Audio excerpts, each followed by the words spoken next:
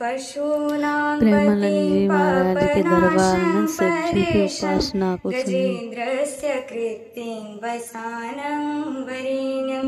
जटाजूटमध्ये स्फुरद्गाङ्गवारिं महादेवमेकं स्मरामि स्मरारिं महेशं सुरेशं सुरारातिनाशं विभुं विश्वनाथं विभूत्याङ्गभूषं विरूपाक्षमिन्दर्कवह्नि त्रिनेत्रं सदानन्दमीडे प्रभुं पञ्चवक्त्रं गिरीशं गणेशं गले नीलवर्णं गवेन्द्राधिरूढं गणातीतरूपं